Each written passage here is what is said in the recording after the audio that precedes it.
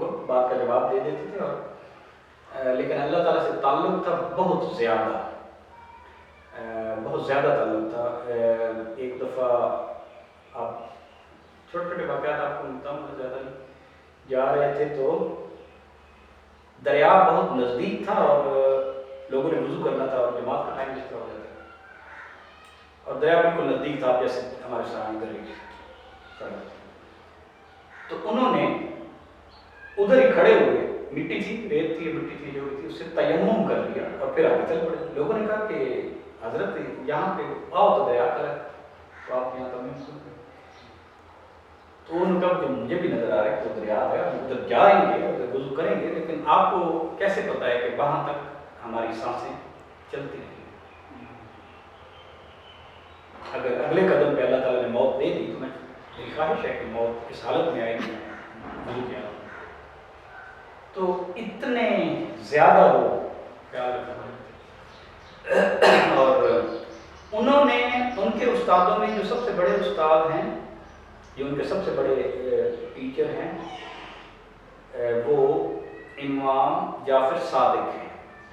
امام جعفر صادق بہت زیادہ بڑے ہیں مرتبے میں، پلس نسبت میں بھی بہت بڑے ہیں، حضور صلی اللہ علیہ وسلم کی لڑی سے آپ کہہ رہے ہیں۔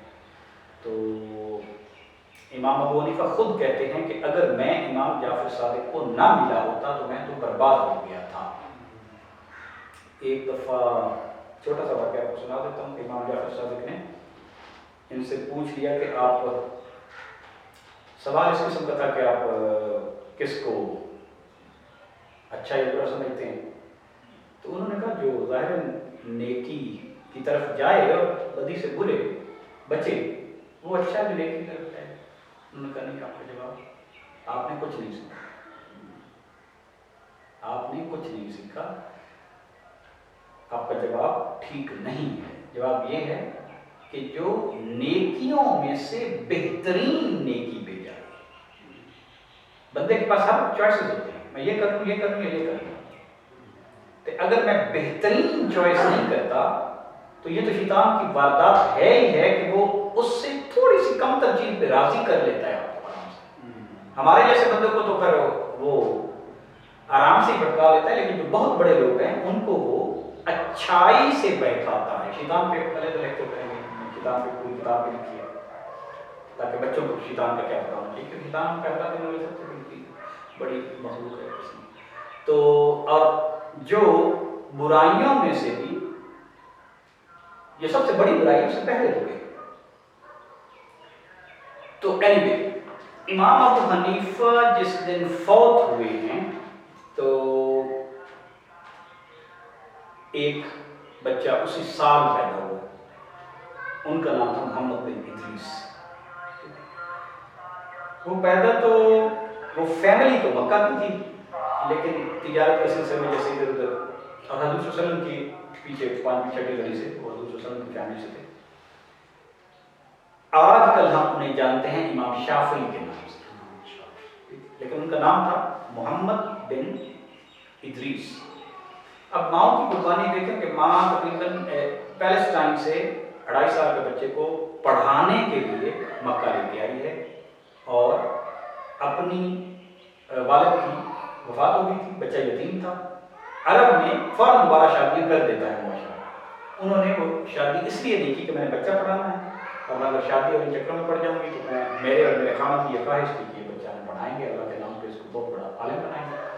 تو وہ مکہ آ گئی، مکے میں اب ایک فیملی دیکھیں نا، اب ہم نے اب پڑھنا شروع کیا، یا آج سے 2 نسلیں پہلے پڑھنا شروع کیا ہوگا، وہ آج سے 1400 سال پہلے پڑھنے لکھنے والی فیملی تھی۔ حضور صلی اللہ علیہ وسلم جب مکہ میں تھے تو صرف 17 لوگ تھے، ہسٹری کی کتابوں میں لکھا ہوا، جو پڑھ لکھ جانتے تھے، only 17۔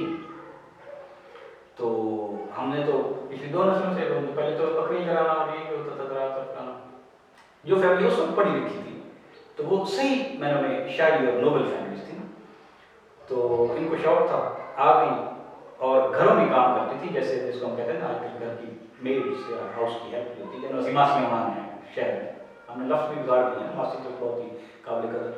تو گھروں میں ماسی کی طرح کام کیا، جب بچہ بڑا ہو گیا 4.5 5 سال کا یا 6 سال کا جس طرح بھی ہوتا ہے، تو تو وہ بچے کو وہ لے کے گئی اپنا مسجد الحرام میں کہ میں بچہ یتیم ہے لیکن میرے پاس پیسے نہیں ہیں کل بات بتاؤ اس کی. انہوں نے کہا ٹھیک ہے پڑھنا شروع کر دے. بچے نے پڑھنا شروع کر دیا. اب ماؤں کی قربانیوں کا اثر یہ ہوا کہ جب بچہ تقریباً 11-12 سال کا ہوا نا تو وہ مسجد الحرام میں بیٹھ کے لیکچر دیتا تھا قرآن پہ اور حدیث پہ. جب وہ 13 سال کے ہوئے تو انہوں نے اس زمانے کی تقریباً جو حدیثوں کا نالج تھا وہ سارا حفظ کر لیا ہوا تھا. اس وقت انہیں یہ احساس ہوا کہ اس شہر میں مکہ میں جو بھی بندہ آتا ہے مجھ سے سوال پوچھتا ہے, میں کسی سے سوال پوچھوں تو ایسا بندہ کون ہے؟ مکہ کا گورنر بھی اس 13 سال کے بچے کی شاگرد تھا, یعنی ان کے پاؤں میں بیٹھ گئے. تو ایک دن انہوں نے اماں سے کہا کہ اماں میں اب اس شہر میں علم ختم ہو گیا ہے, سب مجھ سے لینے والے ہیں لیکن میرے ذہن میں جو سوال آتے ہیں میں کسی سے ڈسکس نہیں کر سکتا, میں کیا کروں؟ تو مشورہ انہوں نے کیا تو انہوں نے کہا کہ امام مالک مدینہ میں. اب امام مالک جو تھے وہ اپنے زمانے میں بہت مشکل ہے یہ کہنا کہ ان سے بڑا کوئی بندہ تھا. امام مالک بہت بڑے بندے تھے, اتنے بڑے تھے کہ مسجد نبوی میں ہسٹری کے مطابق ان سے بڑا بندہ مسجد نبوی میں بعد میں درس دینے نہیں آیا.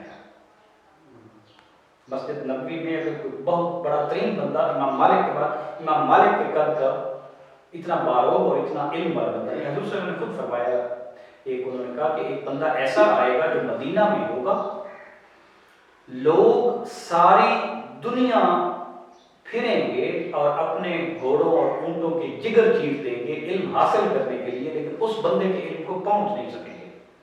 وہ بندہ مدینہ میں ہوگا, اور وہ بندے تھے امام مالک.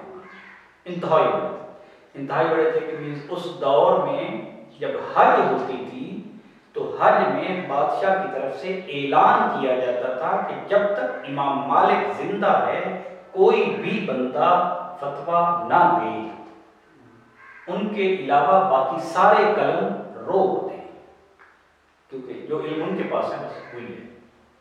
تو ایک قسم کا اللہ تعالیٰ نے, اور امام مالک واحد وہ ہیں جن پہ اللہ تعالیٰ نے فقہ اور حدیث دونوں کا علم کھول دیا. باقی کوئی امام ایسا نہیں ہے جس کے دونوں علم کھل گئے.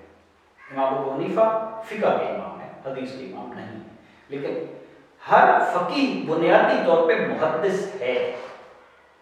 حدیثوں کا علم پہلے تھا, پھر اس سے جب ہمارے علاقے پھیلے اور لوگوں کے مسائل آئے تو ان کے قانون بنے, وہ قانون تو قرآن سنت سے بنے. تو یہ امام شافعی آ گئے اماں سے پوچھ کے اجازت لے مکہ. اب مکہ جب آئے ہیں تو میں کافی سارے واقعات ہیں انٹرسٹنگ, لیکن وہ میں گول کر دیتا ہوں. مکہ جب آئے ہیں نا تو امام مالک کے پاس گورنر سے رکا لکھوا کے آئے. گورنر نے بڑی مشکل سے رکا لکھ کے دیا, کیونکہ امام مالک کے پاس جاتے ہوئے بادشاہ ڈرتے تھے. تو کیونکہ ان کا روب بہت زیادہ تھا اور وہ غلط بات کو غلط ہی کہتے تھے, تو گورنر آف مدینہ نے جھجکتے ہوئے ان کو لے کے گئے کہ گورنر آف مکہ نے بچہ بھیجا ہے, اور تو انہوں نے کہا کہ یہ برا منایا, کہا کہ اب حضور صلی اللہ علیہ وسلم کی باتیں میں تیرے جیسے بندے کی سفارش پہ بتایا کروں گا, نکل جاؤ یہاں سے. تو انہیں نکلنا پڑا. بچہ جو تھا وہ امام مالک کے ساتھ گیا. تو امام مالک کا ٹائم ہوتا تھا, یہ حدیث کا ٹائم ہے, یہ تفسیر کا, یہ لوگوں کے جھگڑے کا, یہ فتوے کا, یہ اپنے عبادات کا اور فیملی کا ٹائم. تو ایک بندہ آیا, اس نے کہا کہ جی میرے ساتھ یہ مسئلہ ہوا ہے, کمریوں کا وہ پرندے بیچتا تھا, تو میں نے یہ پرندہ بیچا ہے اور میرے ساتھ ایک مسئلہ ہوا. وہ واقعہ میں بتا دیتا ہوں, لیکن وہ امام مالک نے اس کے پاس سوچا اور انہوں نے اس مسئلے کا ایک حل بتایا. اب آپ سوچیں کہ امام مالک دنیا کا سب سے بڑا عالم ہے. اس وقت امام حسن بصری ہوتے تھے بصرہ میں, اور ہماری امت میں خواب کا علم, ہماری امت میں خواب کا علم حضور صلی اللہ علیہ وسلم کے بعد سب سے زیادہ اگر کسی کو منکشف ہوا ہے تو وہ ہیں محمد بن سیرین, امام ابن سیرین. تو کیونکہ یہ علم ایسا ہے جو حاصل نہیں کیا جا سکتا, یہ اللہ جس پہ کھولتا ہے کھولتا ہے. مطلب آپ یہ کہہ سکتے ہیں کہ آپ امام ابن سیرین کی کتابیں پڑھ کے آپ کو اندازہ ہو سکتا ہے کہ مجھ میں بھی ایسے پوٹینشیل ہے کہ نہیں, لیکن یہ کھلتا اس کو کہتے ہیں علم لدنی، جو اللہ ہی جس کو دیتا ہے دیتا ہے. یہ نہیں کہہ سکتے کہ میں نے خواب کے علم میں جو ہے نا ماسٹرز کیا ہوا ہے. سائیکالوجی کی برانچ ہے ڈریم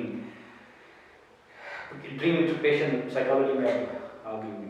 تو اینی وے امام مالک اتنے بڑے بندے تھے کہ وہ لوگ بھی امام حسن بصری اور امام ابن سیرین بھی امام مالک کے سامنے، امام ابو حنیفہ امام مالک کے سامنے پڑھنے آتے تھے. اب یہاں سے اندازہ کریں، امام بخاری امام مالک کے سامنے پڑھنے آتے تھے. ٹھیک ہے، تو وہ امام مالک ایک کتاب لکھ چکے تھے جس کا نام تھا موطا امام مالک. موطا کا مطلب ہوتا ہے دا ٹرینڈ پاتھ، ایسا راستہ جو پیچھے لوگوں نے فالو کیا ہو. تو جو راستہ حضور صلی اللہ علیہ وسلم نے اور صحابہ کرام نے فالو کیا تھا، اس راستے وہ راستہ موطا. تو یہ بچہ وہ کتاب ساری سے زبانی یاد تھی. مکہ میں بیٹھ کے درمیان میں 500 کلومیٹر کا فاصلہ ہے. جب یہاں بیٹھے ہیں اسلام آباد بیٹھے مکہ مدینہ، ہم چھوٹے تھے تب سے مکہ مدینہ ایک ہی. تو آپ ٹائم نوٹ کر لیں گے. تو ہوا یوں کہ وہ بندہ امام مالک سے فیصلہ اس نے لیا اور چلا گیا. یہ بچہ پیچھے سے بھاگ کے اس کے پیچھے چلا گیا. کہتے ہیں کہ نہیں، امام صاحب نے فیصلہ غلط کیا ہے، آپ دوبارہ آنا. آپ امام مالک کو چیلنج کرنا، جس کو کوئی بھی چیلنج نہیں کر سکتا تھا زمانے میں. تو وہ بندے بھی جیسے مسلمان تو بہت دیانتدار ہوتے تھے، مسلمان جھوٹ اور مسلمان تو بالکل کوئی تعلق ہی نہیں ہوتا تھا. تو وہ واپس آ گئے تھوڑی دیر کے بعد. اس نے کہا امام صاحب میں آپ کو مسئلہ اپنا ساتھ دوبارہ سناؤں گا، مجھے دوبارہ بتائیں گے. آپ اتنے بڑے بندے ہیں، لیکن ابھی یہ بھی تو کہہ سکتے تھے ابھی تو آپ آئے ہیں، اب دوبارہ کوئی اور ہے بتائیں. کہتے ہیں میں وہی مسئلہ دوبارہ ڈسکرائب کروں، بیان کروں. انہوں نے پھر مسئلہ بیان کیا. امام مالک صاحب نے پھر سوچا اور انہوں نے امام صاحب نے کہا کہ طلاق کا مسئلہ تھا، آپ کی طلاق ہو گئی. چلا. تو کہتے ہیں یار جناب بھائی ٹکے یاد ہے، امام صاحب نے غلطی کی ہے، آپ نے فیصلہ پہلے نہیں کیا. امام صاحب تھوڑے سے جیسے ہوئے کہ بچے سے پوچھا محمد بن ادریس آپ کا آپ کیا کہتے ہیں؟ کہتے ہیں اگر آپ اجازت دیں تو میں آپ کو بتا سکتا ہوں کہ آپ کا فیصلہ کیوں غلط ہے. آپ کا فیصلہ حضور صلی اللہ علیہ وسلم کے طریقے کے مطابق نہیں ہے. پہلے ہی دن آ کے اس نے امام صاحب کو چیلنج کیا. یا تو پھر میں آپ کو واقعہ سنا دیتا ہوں یا پھر آگے چلے جاتے ہیں. اب آپ کو بن لیے اچھا سنا دیتے پہلے سنا دیتے. اس بندے نے یہ کہا کہ میں بٹیرے یا یہ جو تیتر ہوتے ہیں، اس قسم کے ایک پرندہ ہوتا ہے کمری، جس کو اس زمانے میں وہاں پہ بکتے تھے، کہ میرا تیتر اتنا زیادہ یا وہ کمری اتنا زیادہ بولتی ہے کہ میں جس کو بیچ رہا تھا اس نے کہا کہ یہ بولتی بھی ہے کہ نہیں. میں کیا ایک بولتی ہی رہتی ہے، چپ کرے تو میری بیوی میں طلاق. اگر آپ ایسی بات کہہ دیں اور ایسا ہو جائے تو طلاق تو ہو جاتی ہے. طلاق تو انتہائی صحیح اس معاملے. تو بات اسے خیال ہے کہ یار آخر کار یہ 24 گھنٹے تو نہیں بولتی نا، رات سمجھی بھی ہے. تو میں آپ کو میں تو بات کہہ یہ چپ کرے میری بیوی طلاق ہوگی کہ نہیں. امام صاحب کے پاس آئے، امام صاحب نے کہا کہ سوچ کے کہا، تفکر کر کے کہ آپ کی طلاق ہو. اب بچے نے کہا، کس نے؟ امام شافعی نے. امام شافعی کہتے ہیں دیکھیں فاطمہ بن قیس ایک تھی صحابیہ، ان کے نکاح کا مسئلہ حضور صلی اللہ علیہ وسلم کے پاس آیا تھا. اور صحابہ کرام کا وتیرہ یہ تھا، طریقہ یہ تھا کہ جب بھی بچیوں کی شادی کرنی ہوتی تھی تو سب سے پہلے حضور صلی اللہ علیہ وسلم کے پاس آتے تھے. پوچھتے تھے یا رسول اللہ ہم نے مثال کے طور پہ کسی کی بیٹے کا نام ہے سمیرہ یا رابعہ، یا رسول اللہ ہم نے رابعہ کی شادی کرنی ہے تو آپ خود کرنا چاہیں گے یا مشورہ دیں؟ پہلے حضور صلی اللہ علیہ وسلم کو آفر کرتے تھے، پھر حضور صلی اللہ علیہ وسلم کو مشورہ دے دیتے تھے کہ ادھر کر لیں. تو حضور صلی اللہ علیہ وسلم ایک قسم کی میرج بیوڑ ہوئی تھی. دیکھیں تو اگر حضور صلی اللہ علیہ وسلم کا مشورہ کامل ہو جائے تو اس سے زیادہ برکت کی کیا بات ہو سکتی ہے؟ زندگی بدل جاتی ہے. تو وہ برکت لینے کے لیے استراحت ہے. تو حضور صلی اللہ علیہ وسلم کے پاس ان کے والدین آئے، کن کے؟ فاطمہ بن قیس کے. اور حضور صلی اللہ علیہ وسلم نے کہا کہ انہوں نے کہا کہ جی ساتھ دو رشتے آئے ہیں، معاویہ کی طرف سے بھی آیا ہوا ہے اور ابو جہل کی طرف سے بھی آیا ہوا ہے. حضور صلی اللہ علیہ وسلم نے کہا جڑا معاویہ ہے نا، اب دیکھیں حضور صلی اللہ علیہ وسلم کو کتنی لوگوں کی سائیکالوجی آتی ہے ایک ایک بندی. کہتے ہیں معاویہ وہ تھوڑا سا بخیل ہے، تھوڑا جو پیسے کے ساتھ سخت رکھتا ہے. تو جو ابو جہل ہے نا وہ اس ہر ویلے اپنا سوٹا موڈے پہ رکھا ہے، مطلب مانتا بہت ہے، سختی زیادہ کرتا ہے. آپ فیصلہ خود کر لیں۔ تو اب مجھے یہ بتائیں کہ دوسرا ادنا سوٹا 24 گھنٹے رکھے ہوئے ہوتا ہے کہ کسی وجہ سوٹا رکھ کے سمجھے بھی سمجھے ہیں، لیکن محاورہ کیا ہے کہ ہر وقت رکھنا۔ تو وہ نہ کچھ یہاں تیری کمری زیادہ تر بولتی ہے یا زیادہ تر خاموش رہتی ہے؟ وہ کہتے نہیں یہ بولتی ہی رہتی ہے 2-3 گھنٹے سمجھی ہے، نہیں تو بولتی رہتی کثرت سے بولتی ہے نا۔